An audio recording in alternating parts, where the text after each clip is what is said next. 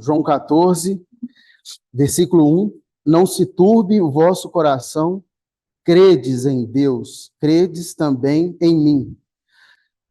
Na casa de meu pai há muitas moradas. Se não fosse assim, eu vô-la teria dito. Vou preparar-vos lugar. Na casa de meu pai, versículo 2, há muitas moradas. E eu fiquei muito impactado essa semana, ouvindo um irmão debruçando sobre esse versículo, que o Rodrigo Abarca, que ele falou que essa palavra, no original, ela pode ser traduzida por quarto. Então, na casa do meu pai, há muitos quartos, né? E automaticamente, na lembrança dele, me veio à mente, né? Que eu tive filhos, né?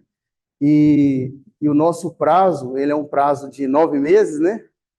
Mas como é diferente a sensação de você preparar um quarto para aquela criança que vai vir. Então, a gente tem ultrassom, a gente ouve o coraçãozinho, é o máximo que a gente consegue ver da vida, né? A gente não consegue ver, né, movimentos dos braços, movimento das pernas, mas você está ali naquela ansiedade, né, gostosa, aquele misto de tensão, porque ultrassom é só para ver problema, né? Então você fica tensão, quando você termina é alegria. E aí esse quadro ele veio na minha mente, né? Que o Senhor, lá no Salmo 139 fala isso, né? Quando ele estava entretecendo, formando a gente, ele já nos preparou um quarto, né? Então, isso realmente tem que mover o nosso coração, né? De como que o Senhor está esperando a gente. E muito mais do que um ultrassom de criança, ele está vendo o nosso caminhar dia a dia.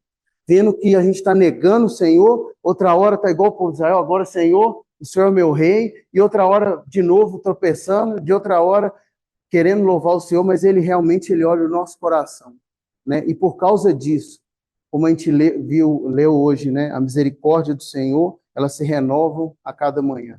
Graças ao Senhor, que ele não olhou para nós para fazer a obra dele. Ele olhou somente para ele, para a fidelidade dele. Ele que nos preparou o quarto. Ele que nos preparou uma casa grande com muitos quartos, né? Então, nós estamos aqui celebrando a ceia do Senhor, né? Celebrar que o Senhor nos preparou um quarto, irmãos. Que maravilha! E como a gente que a gente anseia, né? Quando tem um filho para chegar, o Senhor tem esse mesmo sentimento para com a gente, né? Ansiando aquele quarto ser ocupado, né? Um quarto para cada um de nós, para ser ocupado. Então, você imagina o amor que ele tem, esse sentimento, são um período pequeno, e o Senhor, esse tempo todo, né? Pela fidelidade dele, nos guardando e preparando um quarto para nós, né?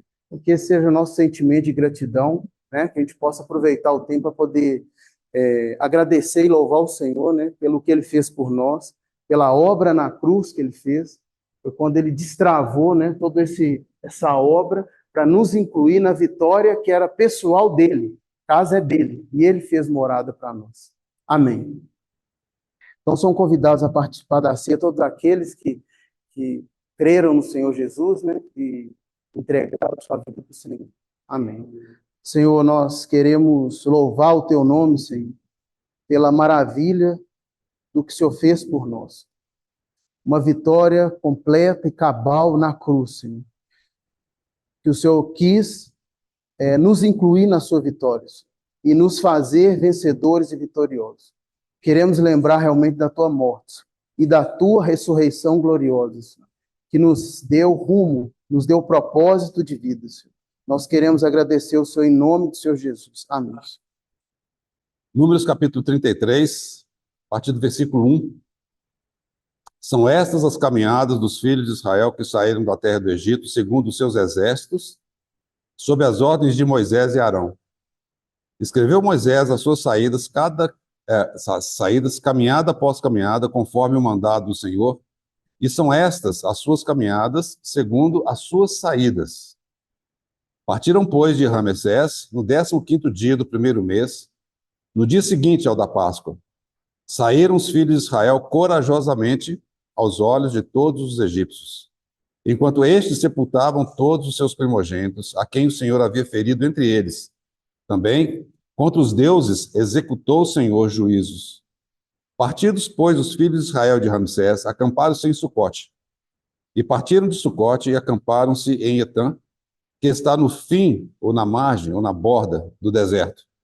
E partiram de Etã e voltaram a Pi-Hairote, que está defronte a Baal-Zefon, e acamparam-se diante de Migdol. E partiram de Pi-Hairote, passaram pelo meio do mar ao deserto, e depois de terem andado caminho de 3 dias no deserto de Etã, acamparam-se em Mara. E partiram de Mara e vieram a Elim. Em Elim havia 12 fontes de águas e 70 palmeiras, e acamparam-se ali. E partiram de Elim e acamparam-se junto ao Mar Vermelho. Partiram do Mar Vermelho e acamparam-se no deserto de Sim. Nós vamos parar aí. Deuteronômio, no capítulo 8.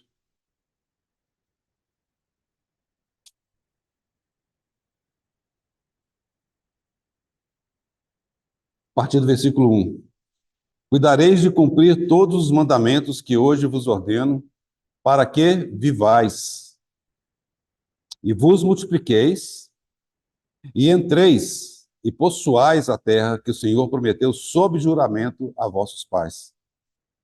Recordar-te-ás de todo o caminho pelo qual o Senhor teu Deus te guiou no deserto estes 40 anos, para te humilhar, para te provar, para saber o que estava no teu coração, se guardarias ou não os seus mandamentos.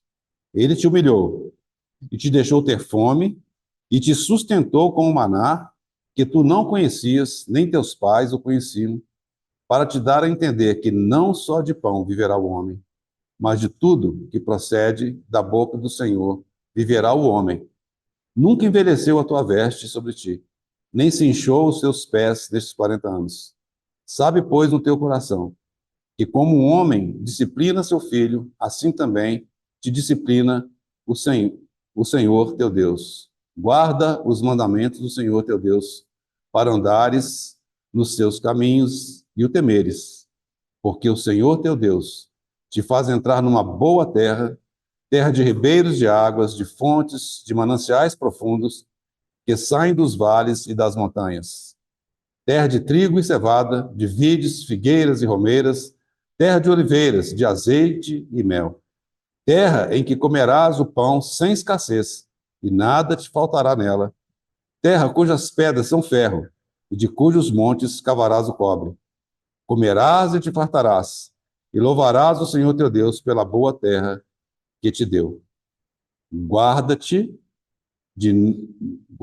não te esqueças do Senhor teu Deus, não cumprindo os seus mandamentos, os seus juízos e os seus estatutos que hoje te ordeno, para não suceder que depois de teres comido e estiveres farto, depois de haveres edificado boas casas e morado nelas, depois de se multiplicarem os teus gados e os teus rebanhos, e se aumentar a tua prata e o teu ouro, e ser abundante tudo quanto tens, se eleve o teu coração, e te esqueças do Senhor, teu Deus, que te tirou da terra do Egito, da casa da servidão, que te conduziu por aquele grande e terrível deserto, de serpentes abrasadoras, de escorpiões e de secura, em que não havia água, e te fez sair água da perdeneira, que no deserto te sustentou com maná, que teus pais não conheciam, para te humilhar e para te provar, e afinal te fazer bem. Não digas, pois, no teu coração, a minha força e o poder do meu braço me adquiriram estas riquezas. Antes, te lembrarás do Senhor teu Deus, porque é Ele o que te dá força para adquirir as riquezas, para o confirmar a sua aliança, que sob juramento prometeu a teus pais, como hoje se vê. Se te esqueceres do Senhor teu Deus, e andares após outros deuses, e os servires e os adorares, protesto hoje contra vós outros, que perecereis. Como as nações que o Senhor destruiu diante de vós, assim perecereis, porquanto não quisestes obedecer a voz do Senhor, vosso Deus. Senhor, nós te damos graças nessa manhã pela tua palavra, Senhor. Quão precioso é podermos ter em nossas mãos uma cópia, Senhor, desse bendito livro. Senhor, quão maravilhoso é podermos considerar, Senhor, aquilo que o Senhor tem colocado aqui, aquilo que foi colocado no passado, Senhor, com aqueles hebreus, Senhor, como nós podemos ser gratos ao Senhor, que isso tem nos servido de lição. Senhor, que possamos aprender, Senhor, com todo esse ensinamento que o Senhor tem deixado para nós. Senhor, perseverarmos nesse caminho que o Senhor tem proposto, o seu caminho da soberana vocação em Cristo Jesus. Senhor, fala aos nossos corações ainda nesta manhã. Agradecemos ao Senhor pelo banquete tão precioso, o qual o Senhor nos possibilitou, nos permitiu, nos convidou a participar nessa manhã. Louvamos o teu nome, no nome do Senhor Jesus. Bom, como os irmãos sabem, nós temos, não sei se sabem, não sei se todos sabem, né? Mas nós temos compartilhado sobre as 42 estações, né? As 52 paradas do povo de Israel, depois que eles saíram do Egito, a trajetória deles no deserto, né? Saindo desde ali de Ramsés e chegando ao destino final, que é Canaã. E como nós sabemos, tudo aquilo que aconteceu com o povo de Israel nos serve de lição, de ensinamento, para que nós hoje possamos, então, aprender com aquilo que o Senhor deixou, né, por meio do povo dele que escolheu. Eu sei que muitas vezes nós achamos, né, que somos melhores do que eles, né? De alguma forma, se eu tivesse ali, você está doido. Se eu visse esses milagres, né? Se eu visse a água brotar da rocha, né? Se eu ver a maneira como o Senhor proveu, o que é isso? Como é que eu poderia recalcitrar contra o Senhor? Quem está doido? Aquele povo lá era ruim mesmo. E nós? Será que nós somos tão melhores assim? Muitas vezes nós achamos isso e na nossa arrogância que nós realmente perecemos, né? Infelizmente. Nós temos que entender que, de fato, nós precisamos, nós dependemos do Senhor para cada passo. E na caminhada cristã, a gente pode ver que há uma semelhança muito grande com aquilo que aconteceu com os hebreus, né, com os israelitas saindo do Egito e chegando até Canaã. Com essas 42 estações, elas falam dessas 42 paradas. Não sei se os irmãos perceberam no texto que nós lemos, fala não só dos acampamentos, mas fala das saídas. Cada uma daquelas estações tinha a chegada, o acampamento ali, mas tinha a saída. Nenhuma delas Deus planejou para que eles pudessem ficar ali parados, acampados ali, porque Deus tinha no seu coração um propósito, que era que eles alcançassem Canaã. O propósito eterno de Deus sempre é Canaã. E na linguagem do Novo Testamento, o propósito eterno de Deus é Cristo. Canaã nos fala das abundantes riquezas em Cristo Jesus. O propósito de Deus, de toda a eternidade, é um só, irmãos. É nenhum outro. Para você e para mim. O propósito dele é que todas as coisas convirjam na pessoa do seu Filho, como nós vemos ali em Efésios. Então, todo esse trajeto que o Senhor conduziu o seu povo, nunca foi para que eles pudessem ficar numa daquelas estações. Mas aquelas estações eram apenas estágios pelos quais eles precisavam passar, para que finalmente eles pudessem entrar na terra de Canaã. Estima-se que talvez por 2 anos, no máximo, seriam necessários para que eles pudessem sair de Ramsés e chegar em Canaã. No máximo, mas nada menos que isso. Alguns falam 11 meses, talvez menos. Mas demorou, como nós vemos na palavra de Deus, 40 anos para que eles pudessem sair de Ramsés e chegassem em Canaã. Se o Senhor permitir, nós avançarmos um pouco mais. Hoje nós estamos saindo de Elim, né, que foi a última vez que eu compartilhei. Vocês não se lembram ainda? Já tem tanto tempo, né? Nós estamos caminhando agora em direção ao deserto de Sim, que a gente vai ver, e depois nós vamos chegar na 11ª estação, passando por Dófica, etc. A 11ª estação, que é o Monte Sinai, né? Então, lembrando os irmãos, nós temos 2 estações marcantes nas 42. A 11ª, começando do início, né, de Ramsés, nós temos a 11ª, que é o Monte Sinai, e a 11ª, falando de trás para frente, de Canaã para trás, que aí é Cádiz, né? E por que essas 2 estações são importantes? Porque elas marcam duas etapas fundamentais na vida cristã, e nós vamos falar sobre isso um pouco mais à frente. Mas nas 42 estações que o Senhor vai caminhando com o povo, a gente vê que ele vai caminhando bem, chega até o Monte Sinai, e a partir dali ele vai avançando um pouco mais, até que chega em Cades Barnea e começa a girar. E gira, e gira, e gira, não entra, e gira, e roda, e roda, e roda. Por quê? Porque, de alguma forma, eles não tinham possibilitado que o Senhor alcançasse na vida deles aquilo que o Senhor queria. Então, foi necessário que nessa 11ª estação do final para trás pudesse acontecer algo na nossa vida que se chama santificação.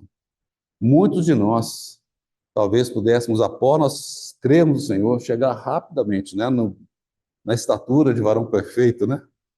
Estarmos maduros, esse é o desejo de Deus. Mas por nossa causa, né, o Senhor não consegue fazer com que nós cheguemos. Nós não permitimos. Nós não nos permitimos chegar onde o Senhor deseja chegar. Então, sempre está do nosso lado, não do lado do Senhor. Na realidade, quando nós consideramos a vida de tantos irmãos ao longo da história da igreja, ou mesmo irmãos com quem nós convivemos, nós podemos ver que irmãos têm progresso, avanços diferentes. Né? E por que isso acontece? Por que é assim? Por que alguns avançam mais rápido que outros? Por que alguns parecem estar marcando passo? Por que será? Irmãos, o progresso, o avanço da vida cristã, sem dúvida nenhuma, é o desejo do Senhor que nós avancemos. Mas, por outro lado, depende de cada um de nós. Infelizmente, isso aconteceu ao longo da história da igreja, e mais recentemente, a ideia de que realmente é graça, somente graça. É verdade, é tudo pela graça, é por meio da graça. Nós sabemos que a nossa salvação é pela graça, por meio da fé. Mas tem se passado uma ideia de que é somente a graça. Do nosso lado, nós não temos que fazer nada. Entendam bem o que eu quero dizer. No tocante à nossa vida eterna, à nossa redenção, nós não temos qualquer participação.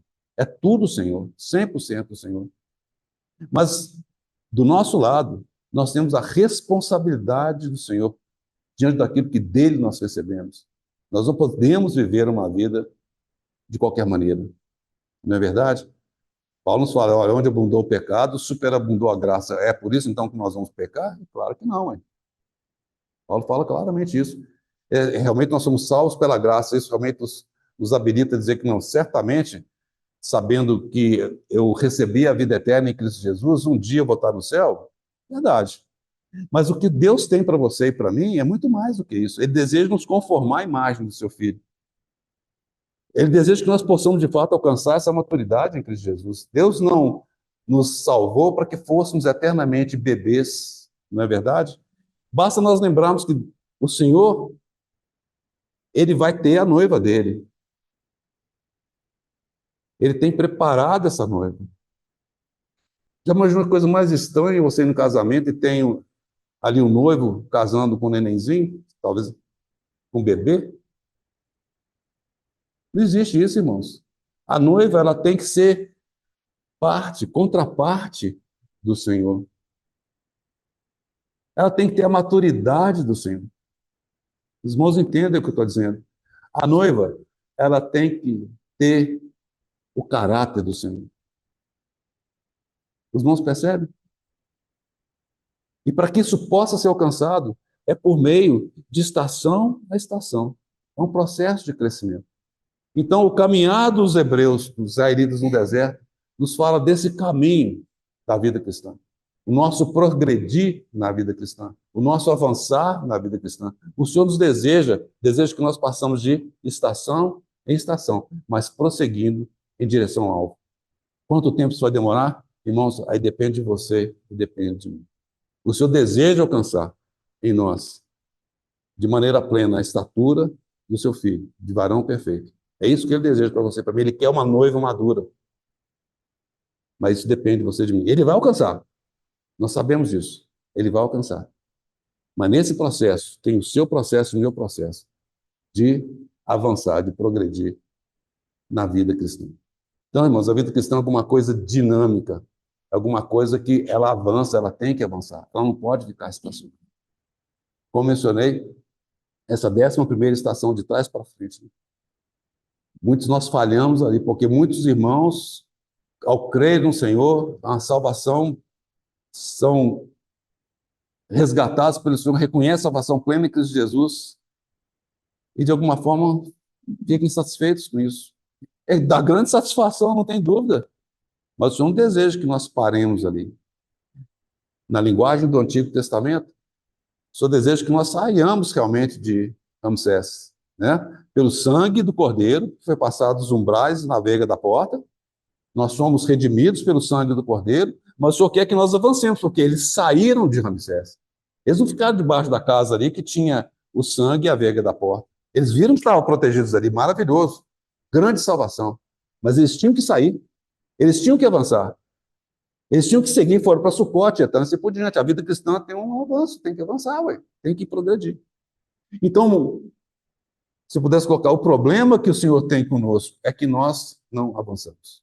Nós paramos numa determinada estação, a última que nós estudamos foi Elim, nós vemos lá as palmeiras e as fontes de água, maravilhoso, né? Depois de Vindimara, né? A água amarga, a gente chega agora no oásis, não, vou ficar aqui. Mas Elim não é Canaã. Muitas vezes o Senhor pode prover situações da nossa vida que são situações aprazíveis, mas o Senhor não quer que nós fiquemos parados ali. O Senhor quer que nós avancemos. Então, é isso que nós aprendemos, então, com a vida dos israelitas, dos hebreus, e o seu trajeto no deserto. Os irmãos, eu já li com os irmãos, mas 1 Coríntios capítulo 10 fala claramente isso. Fala claramente como, versículo 1, ora, irmãos, não quero que ignoreis que nossos pais estiveram todos sob a nuvem e todos passaram pelo mar, tendo sido todos batizados, assim na nuvem como no mar, com respeito a Moisés. Todos eles comeram de um só manjar espiritual, e beberam da mesma fonte espiritual, porque bebiam de uma pedra espiritual que os seguia, e a pedra era Cristo. Então a gente está vendo como o Espírito Santo agora traduz da linguagem do Novo Testamento, quando a gente fala, aquilo que de fato aconteceu com os hebreus. Entretanto, versículo 5, Deus não se agradou da maioria deles, razão porque ficaram prostrados no deserto. Observe essa palavra aqui, maioria deles. Nós sabemos daquela geração que saiu de Ramsés, no 15º dia daquele mês, somente 2 entraram na terra, Josué e Caleb. Aqueles demais pereceram no deserto. Os ossos deles branquearam no deserto. Por quê? Porque nós vemos o Senhor falando com eles. Se ouvires, se atenderes, se obedeceres. Deixa eu fazer uma pausa aqui, porque eu quero que os irmãos entendam. O propósito de Deus para você e para mim é maravilhoso. Deus não deseja que nós pereçamos no deserto. Os irmãos entendem o que eu estou querendo dizer aqui. O Senhor deseja que nós avancemos. E se nós estamos juntos aqui, um dos motivos é nos encorajarmos mutuamente nesse caminho. Né? Que nós possamos encorajar os irmãos, vamos seguir, está quase lá, estamos chegando, tá quase lá. Mas fica firme, vamos caminhar, vamos prosseguir, vamos para a próxima estação, vamos avançar. Eu não sei que estação que vocês estão, ou que eu estou, mas só desejo que nós avancemos, certo? Versículo 6, ora, essas coisas se tornaram exemplo para nós, a fim de que não cobicemos as coisas más, como eles cobiçaram. Não vos façais, pois, idólatras, como alguns deles, porquanto está escrito, o povo assentou-se para comer e beber, e levantou-se para divertir-se. E não pratiquemos imoralidade, como alguns deles fizeram, e caíram num só dia 23 mil. Não ponhamos o Senhor à prova, como alguns deles já fizeram e pereceram pelas mordeduras das serpentes. Não murmureis, como alguns deles murmuraram e foram destruídos pelo exterminador. Essas coisas lhes sobrevieram como exemplos e foram escritos para advertência nossa, de nós outros, sobre quem os fins dos séculos têm chegado. Aquele, pois, que pensa estar em pé, veja que não caia. Aí vem um versículo, não vos sobreveio tentação que não fosse humana, mas Deus é fiel e não permitirá que sejais tentados além das vossas forças. Pelo contrário, juntamente com a tentação, vos proverá livramento de sorte que possais suportar. Essas advertências todas que o Espírito Santo traz para nós são fundamentais. Ele está fazendo a comparação com o que aconteceu no deserto. Ele está trazendo analogia com tudo aquilo que aconteceu no deserto. Olha só o que aconteceu. Olha só o que eles fizeram. Você fala, puxa vida, eu idólatra? Que é isso aí. Eu sou um crente joia, tá certo? Eu murmuro e por aí vai. Irmãos, nós precisamos ser sondados pelo Senhor, né? E aí uma ressalva muito importante, se nós olharmos para dentro de nós mesmos, eu nunca lembro dessa frase que o irmão usava, se nós olharmos para dentro de nós mesmos, nós vamos só sentir cheiro de podridão, porque realmente é o que está dentro de nós, né? Por um lado, esse sondar é o Senhor que nos sonda, e nós temos que pedir, Senhor, sonda-me e me conhece, vê se há em mim algum caminho mau e guia-me pelo caminho, pelas veredas eternas. Então, a cada passo do nosso andar, não é a gente chegar assim, ah, peraí, esse é meu problema, esse é meu problema, não necessariamente, mas é ver que todos nós somos suscetíveis àquilo que o Espírito Santo coloca aqui. Ele está trazendo como paralelo, como analogia aquilo que aconteceu lá no Antigo Testamento. Então, nós precisamos que o Senhor nos sonde a cada dia. E muitas vezes acontece isso, irmãos, que o irmão começa, tem claro, a gente lembra sempre da parábola do semeador, né? Da semente que foi lançada, os espinhos, aquela história toda.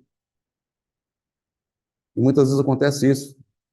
Recebe a palavra com alegria, mas aí os cuidados do mundo sufocam, não é verdade? Então tem toda coisa que está indo contra. O caminhar do cristão, o mundo vai contra, o inimigo vai contra, a sua carne vai contra, é tudo contra. Nós estamos realmente remando contra a maré, né? Mas graças a Deus. E aí é a grande maravilha que o Espírito Santo nos traz no finalzinho desse texto todo. Ele diz, não vos sobreveio tentação que não fosse humana. Ou seja, o Senhor vai permitir que as coisas aconteçam, mas sempre num nível, numa intensidade que sejam correspondentes, adequadas para você e para mim. Deus não vai deixar passar disso. É o que está dizendo aqui. Ele não vai dar uma tentação que fosse além daquilo que é humanamente possível. Não é verdade? Mas Deus é fiel e não permitirá. Está dizendo aqui claramente, o Espírito Santo está falando, Deus não vai permitir, não permitirá que sejais tentados além das vossas forças. Pelo contrário, e essa é a palavra de exultação que nós temos. Juntamente com a tentação, vos proverá livramento. Viu, irmãos? Essa é a promessa que você tem, que eu tenho também. Nós temos que caminhar nessa certeza. A palavra de Deus que está falando. De sorte que a possais suportar. Então, se você está passando por um perrengue difícil, por uma dificuldade, pode saber, o Senhor vai livrar. Algo momentâneo, a gente sabe disso. É difícil, é momentâneo. O Senhor vai trazer livramento. Então, tudo aquilo que aconteceu com o povo de Israel no Egito, né, é para nós um exemplo. Alguma coisa a gente tem que observar para que a gente possa aprender, não é verdade? Essas coisas se tornaram exemplos para nós, a fim de que não cobicemos as coisas más como eles cobiçaram. Tem um ensinamento para nós aqui. Então, por isso que a gente tem estudado essas estações, e nós vimos o porquê que Deus permitiu aquilo. É muito duro, né? Deus fez com que eles passassem por aquele deserto, né, de serpentes abrasadoras, de escorpiões, de secura, porque Deus queria o quê? Parece duro, né? Deus queria humilhar e saber o que estava no coração dele. E quando nós lemos aqui em Deuteronômio 8, né? Eu vou voltar com os irmãos, eu estou gastando muito tempo nessa introdução, mas eu queria que esse ponto ficasse bem claro. Versículo 2 de Deuteronômio 8. Recordar-te-ás de todo o caminho, tá vendo? De todo o caminho. O caminho fala exatamente disso, né? Quando você fala um caminho, né? Como é que eu chego em tal lugar? Você tem o Waze, né? Tem o Google Maps, você tem um caminho, ele vai traçar um caminho para você, certo? Tem um caminho, existe uma trajetória que você vai seguir. Então, esse fala do caminhar, do progredir, cada passo, né? Cada passo. Recortar-te de todo o caminho pelo qual o Senhor, teu Deus, te guiou no deserto. Eles não foram a ermo, não. Foi Deus que guiou. Lembra? A coluna de nuvem e a coluna de fogo. Deus guiou. Estes 40 anos, para o quê? Para te humilhar, para te provar. Nossa vida. A gente fala que Deus é sempre bom. O que eu estou lendo aqui?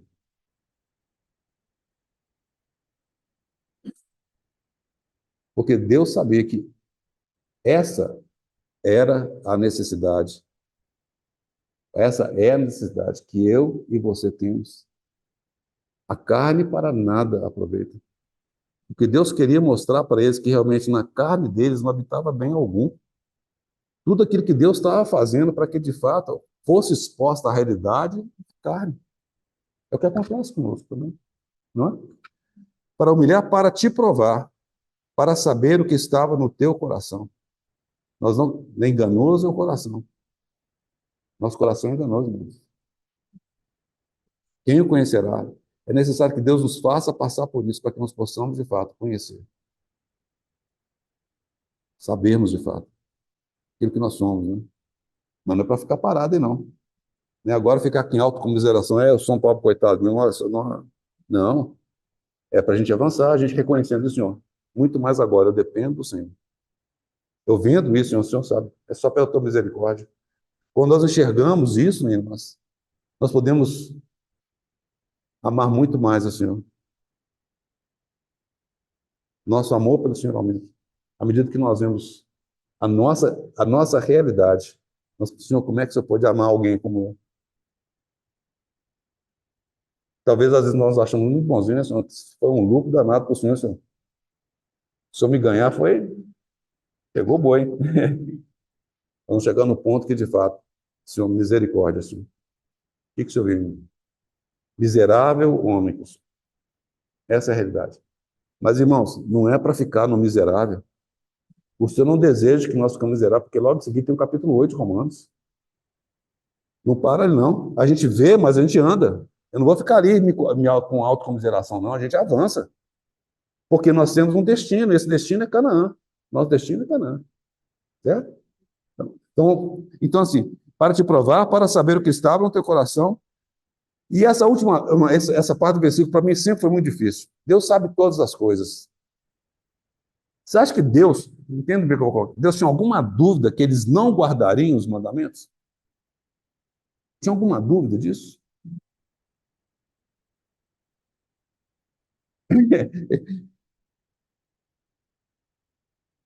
Para saber o que estava no teu coração, se guardarias ou não os seus mandamentos. Né? É para eles reconhecerem que aquela ousadia que eles tiveram, que eles falaram com o Senhor, né? A gente já leu isso, que tudo que o Senhor falasse, eles cumpririam. Não, o que o Senhor falar, a gente vai obedecer. Tranquilo, deixa comigo. Né? Não precisou de muito tempo depois para a derrocada total. Né? É para eles reconhecerem que eles não tinham condição. E aí sim nós vemos que o Senhor mostra a graça dele quando ele fala com os israelitas que ele os levou em asas de águia. É a maior demonstração de graça que nós temos no Antigo Testamento. Eles achavam que eles estavam caminhando, eles estavam procurando, mas era o Senhor o tempo todo levando aquela nação em asas de águia. Foi assim que o Senhor os conduziu. O Senhor sabia que eles não tinham condição. Mas nesse processo, o que Deus queria que eles pudessem conhecer e reconhecer o Senhor. Conhecer-se mesmo, mas reconhecer o Senhor. Muito bem. Nós estamos agora rodando que nem Cates Barneia, né? Dando volta aqui. Mas a gente saiu de Elim. E como eu mencionei para os irmãos, várias dessas estações, dessas paradas, elas foram encontradas arqueologicamente. Algumas não foram achadas ainda. E Elim, em particular, como mencionei para os irmãos, a última vez que compartilhei, é um wadi. O que é um wadi? Wadi, né? W-A-D-I.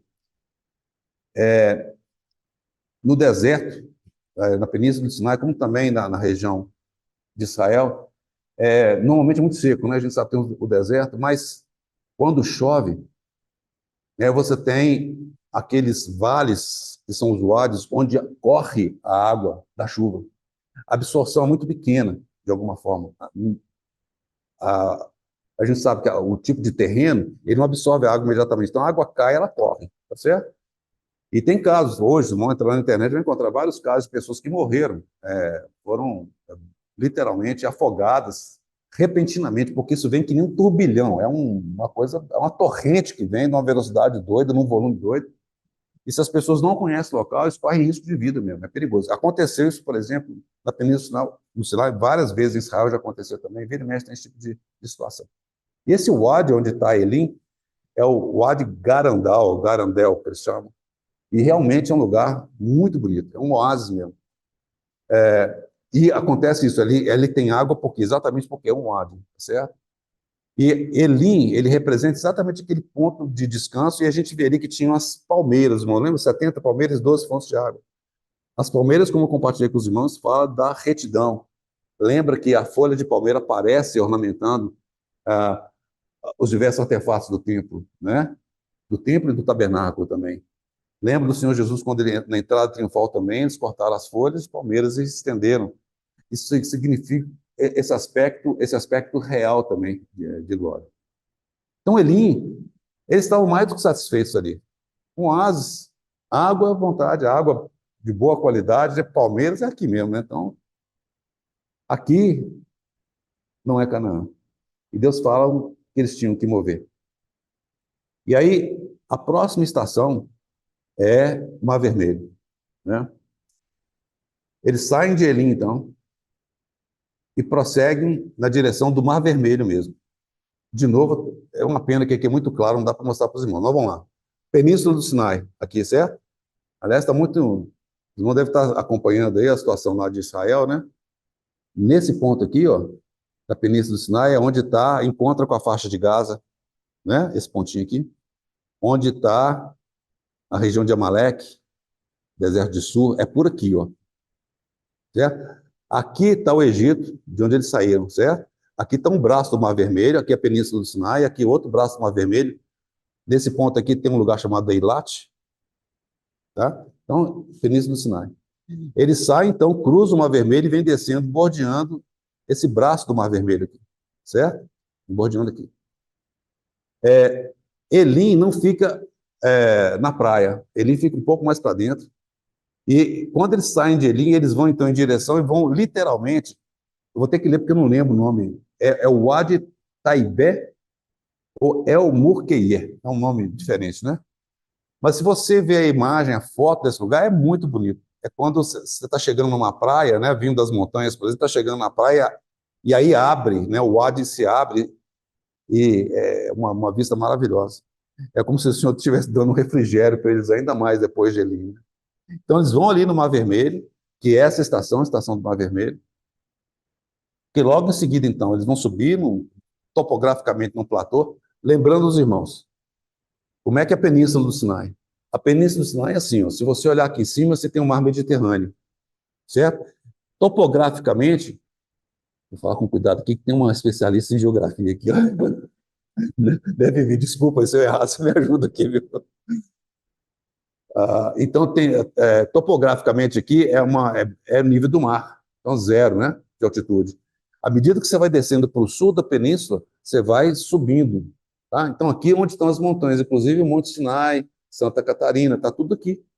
Então, por isso que aqui fala que é a parte mais baixa da península, que é a parte mais alta da península. Da mesma forma, se você for aqui no Egito, aqui fala que é o Baixo Egito e o Alto Egito. Exatamente por causa disso. Então, eles vão descendo aqui, aí eles começam a subir para um platô. Eu estou descrevendo a geografia aqui, só para os irmãos entenderem. Eles vão seguir no platô, e aí, finalmente, eles vão para o deserto de Sim. Certo? O deserto de Sim. E por que essa estação é importante? Eu pincelei isso na última vez que eu compartilhei, vamos voltar lá agora para Êxodo.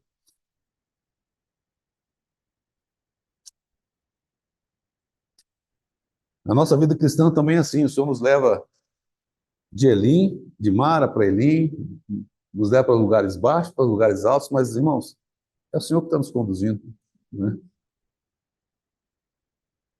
Então, vamos lá, Êxodo,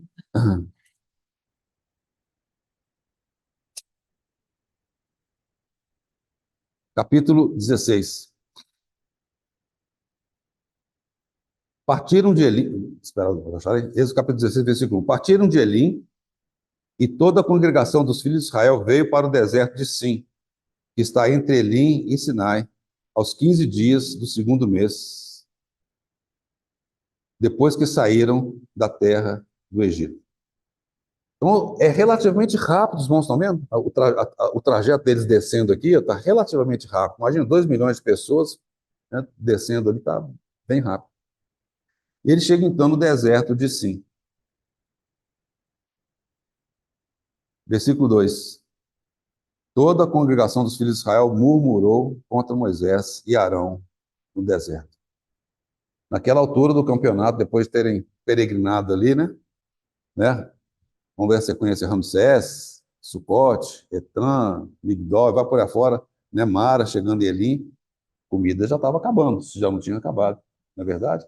Eles obtiveram água ali em Elim, obtiveram água em Mara, mas naquele ponto ali, o que eles tivessem trazido do Egito já tinha acabado, né? E realmente eles estavam com fome. Mas o Senhor não ia deixar eles morrerem de fome, talvez eles fossem sentir fome, mas o Senhor cuidava deles. E eles murmuraram contra Moisés e Arão, e disseram-lhe, os filhos de Israel, olha a murmuração, hein? Quem nos dera tivesse morrido pela mão do Senhor na terra do Egito, quando estávamos sentados junto às panelas de carne e comíamos pão a fartar.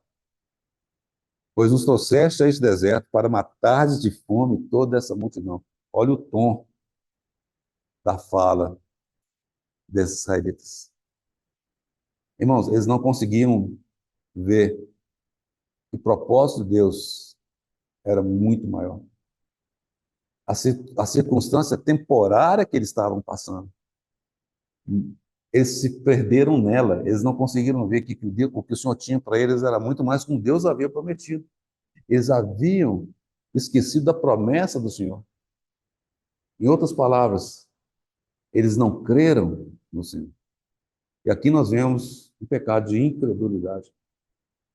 Se o Senhor falou que ele ia conduzi-los aqui à terra como ele havia prometido, o Senhor ia levar. O Senhor não é homem para poder fugir das suas promessas. Mas nesse momento, o aperto temporário, a situação difícil que ele estava passando, eles perderam de vista o propósito de Deus. E esse é um desafio para nós. Quando nós passamos por situações como essa, muitas vezes a gente perde de vista. Irmãos, vamos entender uma coisa aqui. Nós somos fracos, o Senhor sabe disso. O Senhor tem compaixão de nós. Mas, por outro lado, o Senhor deseja que nós possamos avançar, que nós possamos prosseguir. Não é? Lembra, o Senhor não vai permitir, no tocante à tentação, que venha alguma coisa acima da sua capacidade. Nós temos que crer nisso. Mas muitas vezes isso não é possível, está muito acima do que eu posso suportar. Não é verdade? A gente pensa assim. E a gente perde de vista, muitas vezes, o que o Senhor deseja fazer. Passamos por uma situação, a gente não sabe o que o Senhor deseja alcançar naquela situação. A primeira imediata reação nossa, Senhor, me livra. Mas é exatamente aquilo que o Senhor está te dando para que você possa avançar. É exatamente aquela situação que o Senhor está permitindo para que você possa ser treinado, para que você possa ser ganho. E você fala assim, Senhor, tira, mas vem cá, você não quer avançar? Você não quer prosseguir? Se você quer prosseguir, o caminho que eu tenho para você é esse. Irmão, não existe alternativa. Né? O nosso caminho com o Senhor é o caminho do Senhor. E o caminho do Senhor passa pela cruz. Para nós não é diferente. Mas não para na cruz. Muitas vezes, muitos irmãos ficam estacionados na cruz, na morte. Não, o Senhor de fato deseja que nós passamos pela experiência da cruz, mas a ressurreição, a vida de ressurreição. É nela que nós temos que lembrar, é a vida abundante. A vida que Ele nos convidou, que nos chamou, que nos deu de fato. Vida abundante. Não é? Então é essa vida que o Senhor tem para você e para mim. Então nós não podemos ficar parados na morte, lembrando que o Senhor ressuscitou, Deus ressuscitou dentre os mortos, e Ele está exaltado. E olha, irmãos, nós morremos com Cristo, mas nós ressuscitamos com Cristo. E nós estamos com Cristo assentado em lugares celestiais. Vamos lembrar disso. É muito difícil. Irmãos, nós sabemos que é muito difícil. No dia a dia, o inimigo sempre vai tentar desviar o nosso olhar para outras coisas.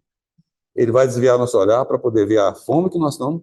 Ele vai desviar o nosso olhar para assim, olhar lá no mundo era melhor. Lá no Egito era melhor, tá vendo? Tinha panela de carne, churrasco, sei lá o que era, tá certo? Pão à vontade, né? Tinha alho poró, como se fosse saudade do alho poró, vê se pode. Né?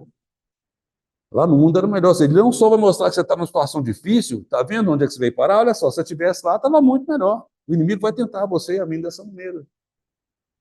Tá certo?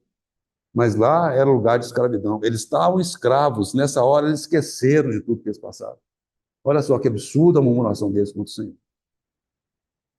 Ele diz aqui: então disse o Senhor a Moisés: eis que vos farei chover do céu pão, e o povo sairá e colherá diariamente a porção para cada dia, para que eu ponha à prova se anda na minha lei ou não. Então, Senhor, eu vou dar o pão. Nós lembramos do Senhor Jesus ali em João capítulo 6, falando assim, eu sou o pão do céu. Né? Sabe aquele pão que vocês ouviram falar no deserto? Sou eu. Eu sou o verdadeiro pão do céu. Se você come, se você se alimenta de mim, você vai viver por mim. Não é? Essa que é a palavra do Senhor Jesus. Ele é o verdadeiro pão do céu. Hoje, quando nós participamos da mesa do Senhor, nós lembramos disso. Quando nós comemos esse pão, nós lembramos que é o Senhor, nós nos alimentamos dele. Não é verdade? E aqui, o que nós vemos aqui, o que vai acontecer no deserto de Sim, é exatamente do ponto de vista de ilustração, aquilo que um dia é um tipo, né, que seria cumprido no antitípico que é o nosso Senhor. E é muito maravilhoso ver como o Senhor cuidou do povo de Israel. Lembra quando o Senhor manda o maná? O que significa maná? É o que é isso, né? Eles não sabiam o que era aquilo. Era uma coisa pequenininha, branquinha. Tem duas descrições a respeito do maná, inclusive do sabor dele, né? Tem uma descrição que está aqui, tem outra descrição que está lá ainda pelo nome, números, vai contando como é que era o maná, descrevendo o maná. Mas basicamente era como semente de coentro, branquinho, pequenininho. Ele tinha que ser colhido de manhã cedo. Quando o orvalho secasse de alguma forma, ficava sobre a superfície, está tudo escrito aqui, né? Aquela coisa branquinha que eles tinham que colher cedo de manhã, porque senão o sol derreteria. Certo? Antes da gente prosseguir, tem um versículo que é importante a gente ler para a gente ver como é que Deus opera. Aqui, umas páginas antes, aqui no capítulo 8 de Êxodo, quando acontecem as pragas que descem ali sobre o Egito, né?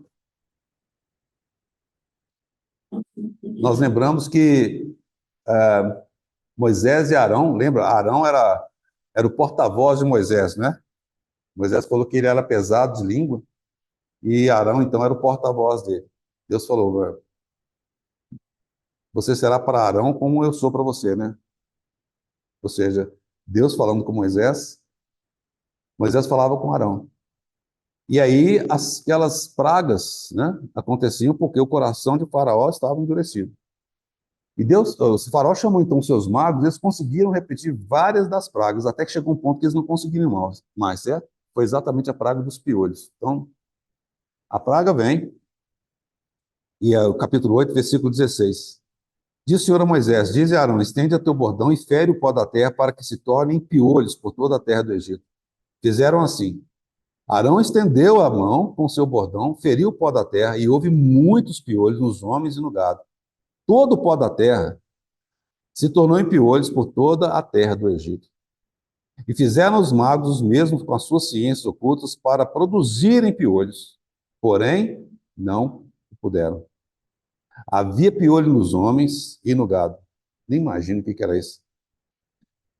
Então disseram os magos a Faraó, isto é o dedo de Deus. Essa pequena frase, irmãos, explica o que são os milagres. O milagre é o dedo de Deus. Quando Deus move o seu dedo, alguma coisa acontece.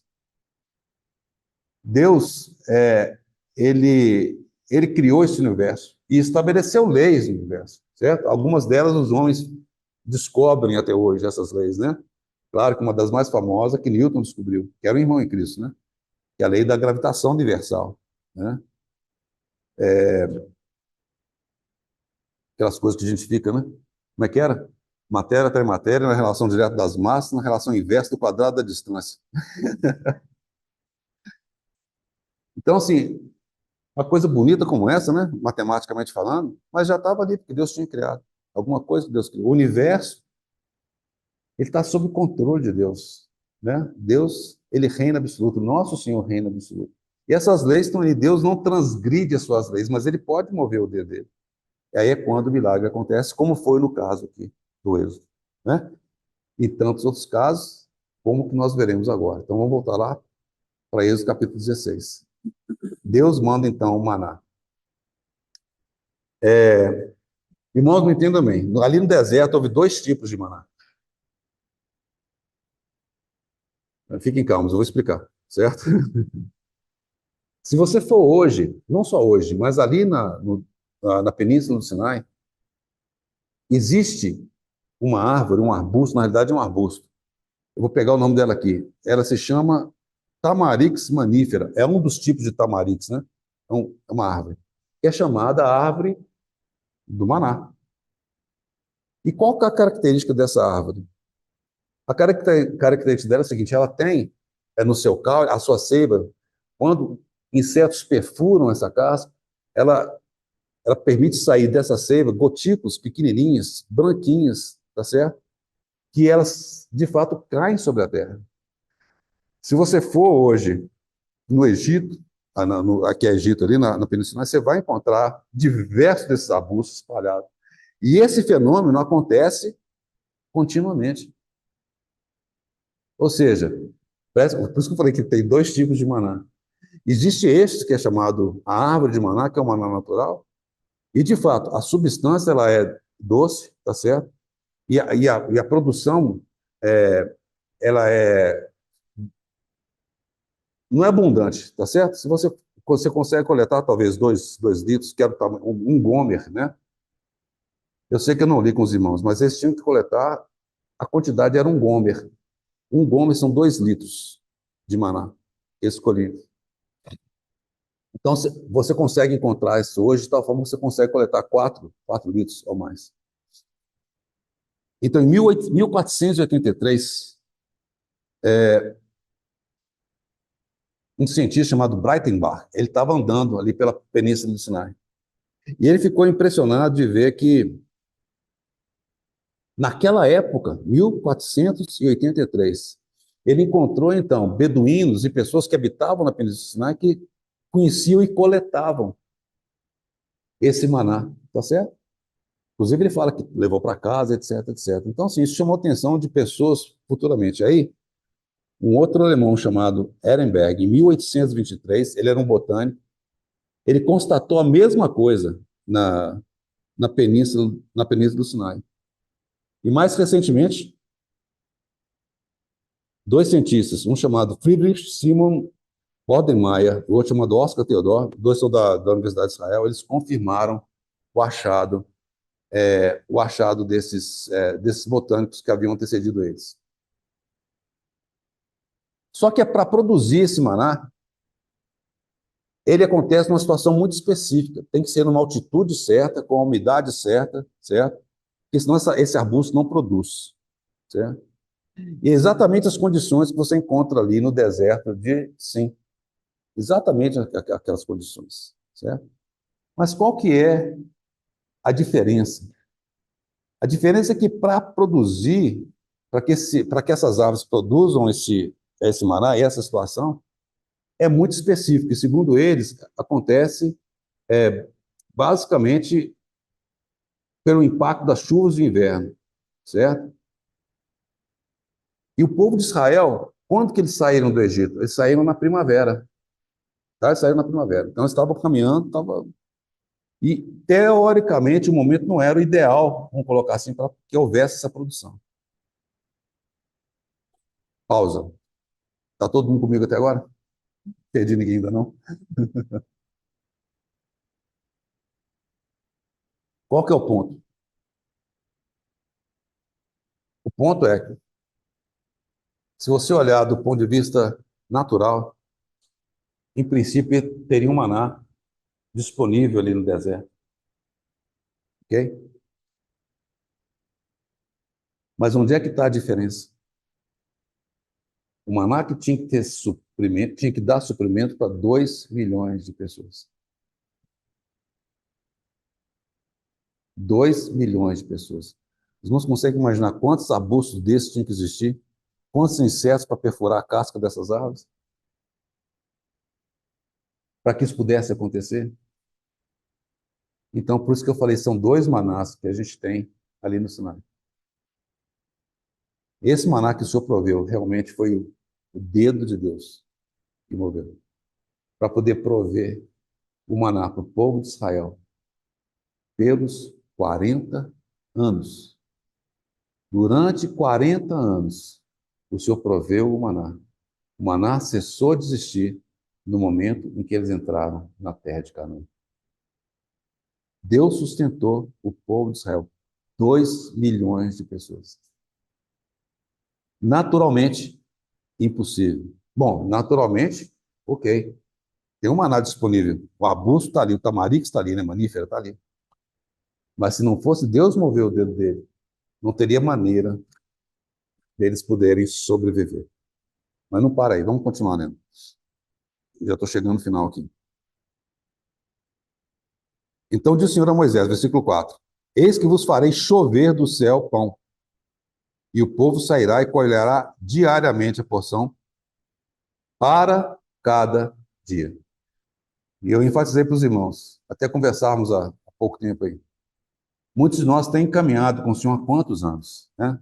20 anos, 30 anos, 40 anos, talvez alguns mais. Em princípio, nós deveríamos estar avançados, maduros, mas como, irmãos, a gente vê a necessidade de nós retornarmos às questões mais fundamentais da vida cristã, né? O Senhor nos deixou, o Senhor Jesus nos deixou os seus mandamentos. Aquele que tem os meus mandamentos e os guarda, esse é o que me ama. E ele falou: deixe-vos um novo mandamento, que vos ameis uns aos outros. Eu não vou pedir para os irmãos fazerem nada, mas peça para o Senhor sondar você e sondar a mim. Quando o Senhor ensina os discípulos a oração, é assim chamada oração do Pai Nosso, né? Perdoa as nossas dívidas, assim como nós perdoamos aos nossos devedores. Tudo isso nós temos ouvido há quanto tempo? O quanto disso nós temos cumprido, nós temos obedecido? Não é verdade? Nos dias em que vivemos que antecedem a volta do Senhor, o Senhor deseja que essas realidades sejam vividas pelo seu povo. A maturidade espiritual não é daquele que conhece as profundezas e detalhes da palavra de Deus, interpretações, não. É aquele que tem os mandamentos do Senhor e os guarda. Então, nos dias em que nós vivemos, irmãos, a gente talvez está em busca de coisas novas, diferentes, não. O Senhor deseja que nós possamos ter o básico e vivermos o fundamental. Essa é a necessidade que nós temos hoje. Então, quando o Senhor fala que a cada dia do maná, cada dia, o maná não podia ficar para o dia seguinte, senão ele apodrecia, ele cheirava mal e dava bicho. Isso fala da necessidade que nós temos de, a cada dia, recebermos o nosso maná do nosso Senhor. Mas eles tinham que colher o maná. O maná não caía dentro da despensa deles, não. Eles tinham que colher o maná a cada dia. O Senhor estava desejoso, o Senhor estava pronto para dar o maná, ele dava o maná, mas eles tinham que colher. Então, a cada dia, irmãos e irmãs, buscai primeiro o reino de Deus e a sua justiça. E as demais coisas. O que é as demais coisas? Com o que você vai comer, o que você vai vestir, assim por diante. O quanto que nós cremos nisso de fato. Não é verdade? Eu estou falando nós, não estou falando vocês, não. Nós, eu. Certo? Quanto que nós exercitamos e cremos nisso, como nós precisamos dessa realidade. Então, cada manhã o Senhor está desejoso de te dar o maná, mas você tem que colher. Certo? Comentei, qual que é a primeira coisa que a gente abre de manhã? Celular? Ah, não, vou ler a Bíblia no celular, não faz isso não. Rapidamente você vai cair para o outro lado. Busca o Senhor de manhã, um versículo, 2 versículos. Ora, né? Você fala, não sei o que eu vou fazer. Tá, talvez tenha devocionais, não sei, irmão, mas busca o Senhor de alguma forma. Em primeiro lugar. É isso que o maná significa. Cada dia, cada dia. Eu sei que você tem caminhado com o Senhor há muitos anos, mas como é necessário que nós possamos exercitar isso, né? Então, o aprendizado aqui no deserto de Sim é isso. Deus dá o maná. Ele é fiel. Nós temos que colher esse maná. Mas não foi só o maná que Deus deu. Nós já vimos como o Senhor fez isso pelo dedo dele. Mas Deus realiza um outro milagre aqui. Vamos avançar. Aí nós vemos o versículo 5. Dar-se-á que ao sexto dia prepararão o que colherem, será o dobro do que colherem, do que colhem cada dia. Então disse Moisés a Arão a todos os filhos de Israel: à tarde sabereis que foi o Senhor quem vos tirou da terra do Egito. E pela manhã vereis a glória do Senhor, porquanto ouviu as vossas murmurações, pois quem somos nós para que murmureis contra nós? Presta atenção, uma frase tão bonita nesse versículo. E pela manhã vereis a glória do Senhor. Pela manhã vereis a glória do Senhor. Versículo 8. Prosseguiu Moisés: será isso quando o Senhor à tarde vos der carne para comer? Olha só, ele estava falando dos potes de carne, né? Lá do Egito, estava sentado em torno dos potes de carne e tinha, não fartava de pão. O Senhor disse: tá bom, o Senhor vai dar o pão e o Senhor vai dar a carne. E Moisés fala: e à tarde vos der carne para comer, e pela manhã pão que vos farte, porquanto o Senhor ouviu as vossas murmurações. Observe bem, ouviu a murmuração. Deus ouviu, atendeu a murmuração nessa fase da vida deles. Lembra que isso aqui está antes do Sinai. Deus ouviu a murmuração deles, Deus atendeu a murmuração. Não foi súplica humilde diante do Senhor: Senhor, nos dá pão, não. Eles estavam brigando com o Senhor. Estavam murmurando com o Senhor, mesmo assim o Senhor outro. Olha como é só o Senhor mesmo. Pois quem somos nós? As vossas murmurações não são contra nós, sim contra o Senhor. Disse Moisés a Arão: dize a toda a congregação dos filhos de Israel: chegai-vos à presença do Senhor, pois ouviu as vossas murmurações. Quando Arão falava, toda a congregação dos filhos de Israel olharam para o deserto, e eis que a glória do Senhor apareceu na nuvem. Aí eles viram a glória do Senhor. E do versículo 11, aí nós vemos para frente, nós vemos um outro milagre maravilhoso. E eu estou terminando. E o Senhor disse a Moisés: tenho ouvido as murmurações dos filhos de Israel, dize-lhes, ao crepúsculo da tarde, então, maná cedinho de manhã, e agora o crepúsculo da tarde, início e fim do dia. Comereis carne, e pela manhã vos fartareis de pão. E sabereis que eu sou o Senhor, vosso Deus. Versículo 13. À tarde subiram cordonizes e cobriram o arraial. Pela manhã jazia o orvalho ao redor do arraial. À tarde, cordonizes cobriram. Não tem ideia do que é isso? O que são as cordonizes? Muito bem. Do ponto de vista migratório, essas aves, elas vêm do norte da África, fugindo do calor. E se você vê isso até hoje, assim, você entra no Google, você vai ver. Eles têm trajetórias de migração desses pássaros. E é muito maravilhoso quando você vê essa trajetória. Você vê que eles vêm de várias regiões do norte da África, e o caminho que eles fazem voando é passando pelas penínsulas do Sinai. Certinho ali, ó, na península do Sinai, eles entram por aqui, ó, e vão nessa direção, vão até os Balcãs, onde eles vão lá para poder resfriar um pouquinho. Mas eles passam por aqui. Normalmente, na trajetória de voo dessas cordonizes, elas se cansam, claro. Mas, normalmente, o ponto em que elas se cansam e que elas pousam para poder retomar é próximo ao mar Mediterrâneo. É no norte da Península do Sinai. Lembra? Eles estavam aqui no sul da Península do Sinai.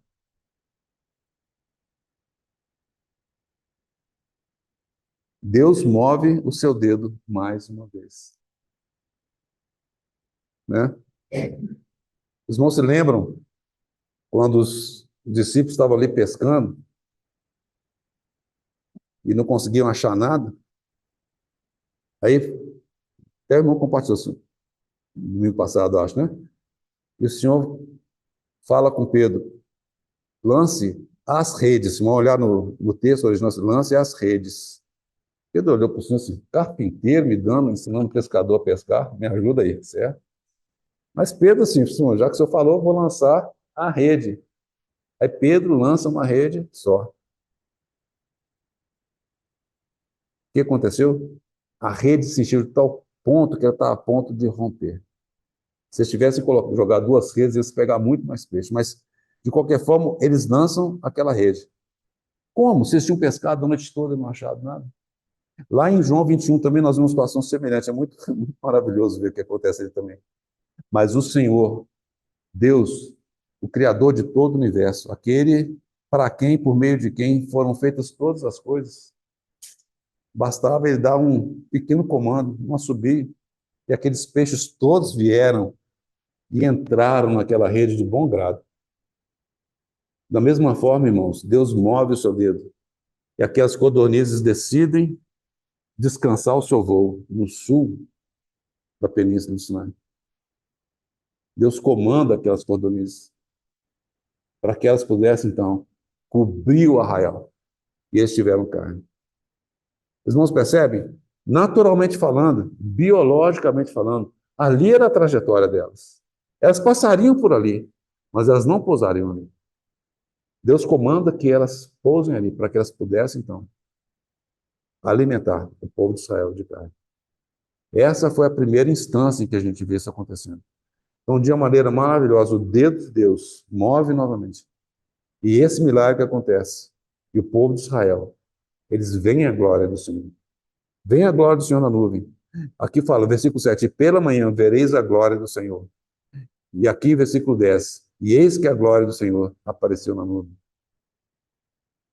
A ficha não tinha caído ainda, mas o propósito de Deus é que com isso tudo eles pudessem contemplar o Senhor. Que eles pudessem ver a glória do Senhor. Então, irmãos, o propósito de Deus em tudo isso, no nosso caminhar, da nossa vida cristã, cada dia, cada dificuldade, cada vitória, o Senhor deseja que os nossos olhos sejam colocados no Senhor, na glória do Senhor. Esse que é o propósito dele, no seu caminhar e no meu caminhar. Aquele que deve nos orientar é exatamente o nosso olhar no nosso Senhor. Senhor, o Senhor é tão maravilhoso. O Senhor em nos encorajar por meio da tua palavra. Ó, Senhor, como nós somos gratos, Senhor, por sabermos que o teu propósito para a vida de cada um de nós é de fato Canaã. O teu propósito para a vida de cada um de nós é a maturidade, a varonilidade, a estatura perfeita do teu Filho Jesus. Por isso nós pedimos, Senhor, que o Senhor possa ganhar essa realidade na vida de cada um dos teus filhos. Senhor, sabemos que o mundo atrai, nós sabemos que, de fato, o inimigo é o teu inimigo, Senhor, o nosso inimigo. Ele tem buscado, de fato, nos fazer volver os nossos olhos para aquilo que está no mundo, Senhor. Tantas coisas que tem. Senhor, feito com que nosso olhar seja divergido do Senhor. Mas, Senhor, nós clamamos a Ti pela Tua misericórdia, pela Tua graça, Senhor. Que o Senhor venha nos fortalecer, a cada um de nós, no caminhar contigo. Senhor, nós dependemos do Senhor. Senhor, nós dependemos da Tua graça, Senhor.